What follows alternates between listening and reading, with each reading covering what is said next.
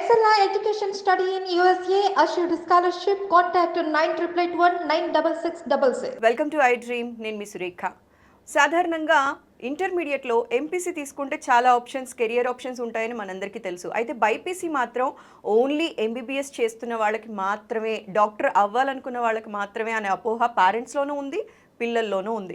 అయితే బైపీసీని సెలెక్ట్ చేసుకున్నటువంటి ఇంటర్మీడియట్ స్టూడెంట్స్కి ఎలాంటి కెరియర్ ఆప్షన్స్ ఉన్నాయో ఇవాళ మనం క్లియర్గా తెలుసుకుందాం. ఈరోజు మనతో పాటు ఉన్నారు IIT book author, Sanjeevani academy director doctor Pavan Kumar Kasu garu. వారితో మాట్లాడదాం. నమస్కారం సార్. నమస్తే మేడం. సార్, ఎలా ఉన్నారు sir? I'm fine, thank you for asking. Sir, generally BiPC అనగానే ఎవరైతే డాక్టర్ అవ్వాలనుకుంటున్నారో వాళ్ళు మాత్రమే ఇంటర్మీడియట్లో బైపీసీ తీసుకోవాలి, మిగతా వాళ్ళకి కాదు, కెరియర్ ఆప్షన్స్ పెద్దగా ఉండవు అనే అపోహ ఇటు పిల్లల్లోనూ ఉంది, అటు పెద్దవాళ్ళలోనూ ఉంది సార్. అయితే ఆ అపోహకి చెక్ పెడుతూ ఈరోజు మీరు క్లియర్గా ఎలాంటి కెరియర్ ఆప్షన్స్ ఉంటాయి బైపీసీ తీసుకున్న వాళ్ళకి అనేది మా ప్రేక్షకుల కోసం వివరిస్తారా అండి? ఫస్ట్ ఆఫ్ ఆల్ 10వ తరగతిలో మంచి మార్కులు సాధించిన విద్యార్థులందరికీ మా అభినందనలు. మరియు ఎవరైతే కెరియర్ గురించి చాలా సీరియస్గా ఎవరైతే చూస్తున్నారో వాళ్ళందరికీ ఈ ప్రోగ్రామ్ అనేది అన్ని విధాలుగా ఉపయోగపడుతుందని భావిస్తున్నామండి. ఇక్కడ ప్రతి విద్యార్థి గమనించాల్సిన అంశం ఏంటంటే, ఏదో సోషల్ ఫ్యాక్టర్ కింద ప్రతి స్టూడెంట్ ఐఐటి ఎంపీసీ చదివితే ఐఐటి ప్రిపేర్ అవ్వాలి, బైపీసీ చదివితే నీట్ లేదా డాక్టర్కి ప్రిపేర్ అవ్వాలి అనేది కేవలం మన తెలుగు రాష్ట్రాల్లో ఎక్కడైతే కోచింగ్ ప్రభావం ఎక్కువ ఉందో అక్కడ మాత్రమే కనిపిస్తుందండి ఇది. మామూలుగా మీరు ఇతర రాష్ట్రాల్లో చూసినట్టయితే దీనికి విభిన్నంగా విద్యార్థులు ఆల్టర్నేట్ కెరియర్ ఆప్షన్స్ కూడా ఎంచుకుంటున్నారు. ఎందుకంటే ఇప్పుడు ఎంపీసీ, మనం గత సెషన్స్లో ఎంపీసీ గురించి మాట్లాడుకున్నాం. ఎంపీసీలో మీరు ఎంబీబీఎస్ తప్ప ఏ కోర్స్ అయినా చేయొచ్చు. అంటే పైలటింగ్ నుంచి మొదలు పెడితే ఫిల్మ్ దానికి సంబంధించిన కోర్సెస్ కూడా చేయొచ్చు. సో ఏ కోర్సెస్ అయినా చేయాల్సిన మనకు అవకాశం ఉన్నప్పుడు కేవలం మనం ఐఐటి అని ఎందుకు ఎంచుకుంటున్నాం? అదేవిధంగా ఈ బైపీసీ చదివే విద్యార్థులు చాలా వర్సటైల్ కోర్సెస్ ఉన్నప్పటికీ కూడా కేవలం మనం నీట్ లేదా డాక్టర్ అవ్వాలి అనే ఆలోచన ఎందుకు వస్తుంది అంటే, దీనికి ప్రధానమైన కారణంగా మన దగ్గర జరుగుతున్న విద్యా వ్యాపారాన్ని పరిగణించవచ్చండి. అంటే ఓన్లీ విద్యా వ్యాపారం వల్లనే ఇలాంటి మైండ్ సెట్ క్రియేట్ అయిపోయింది అంటారా సార్? ఎగ్జాక్ట్లీ. ఇక్కడ సమాజంలో అత్యున్నత స్థానానికి ఎదగాలి అంటే ఒక ఐఐటిలో చదవాలి, లేదా నేను ఒక టాప్ డాక్టర్ అయి ఉండాలి అనే నానుడి చాలా రోజుల నుంచి కొనసాగుతూ వస్తుంది. సో ఇదే ట్రెండ్ ఉంది మన దగ్గర. అంటే ఇది చేస్తే కానీ నేను బాగా సెటిల్ అవ్వలేను అనే ఒక అపోహలో ఉండి విద్యార్థులు అటు ఇటు చూడట్లేదు. దానికి అనుగుణంగా ఏవైతే మన దగ్గర కోచింగ్ సెంటర్స్ లేదా కాలేజెస్ ఉన్నాయో ఇవి చేసే ఆర్భాటాలు అంతా ఇంత కాదు. రిజల్ట్స్ వచ్చినప్పుడు ఈ పిల్లల్ని బాగా ఎలివేట్ చేసి చూపించినప్పుడు ప్రతి విద్యార్థి లేదా ప్రతి పేరెంట్ ఇదే డ్రీమ్స్లో ఉంటున్నాడు.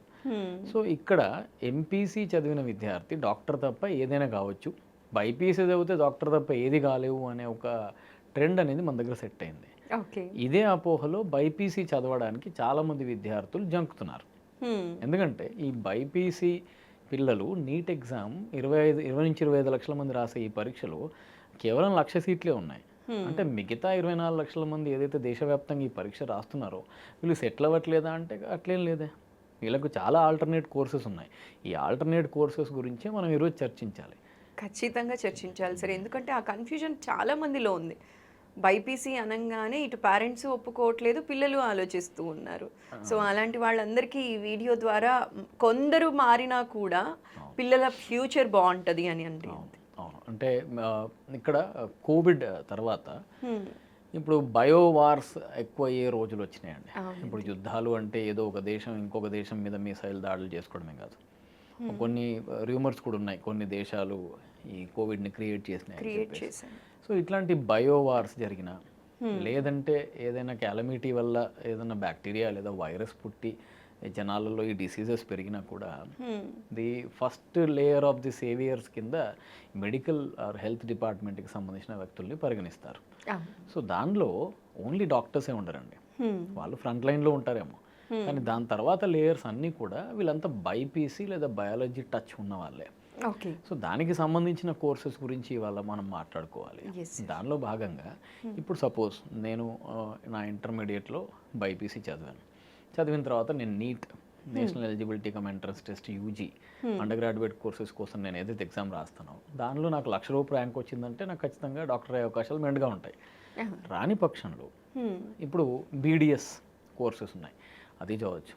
లేదంటే మన దగ్గర మన ఎంసెట్ త్రూ ఏదైతే ఉన్నాయో బీహెచ్ఎంఎస్ కానీ, బీఏఎంఎస్ కానీ, బీయూఎంఎస్ కానీ, బీఎస్సీ వెటర్నరీ సైన్సెస్ కానీ, అగ్రికల్చరల్ బీఎస్సీ, లేదా BSc radiology, pathology, virology, nephrology, ఇన్ని కోర్సెస్ ఉన్నాయండి. అంటే ఇవన్నీ క్లినికల్ స్టడీస్కి సంబంధించిన కోర్సెస్ ఇవి.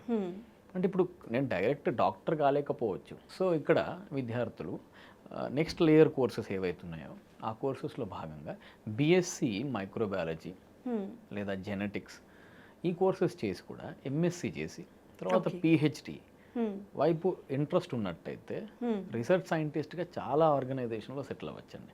ఎందుకంటే ఇండియాని ప్రస్తుతానికి ఫార్మస్యూటికల్ హబ్, దానిలో హైదరాబాద్ ఫార్మసీ రంగంలో చాలా అభివృద్ధి చెందుతుంది.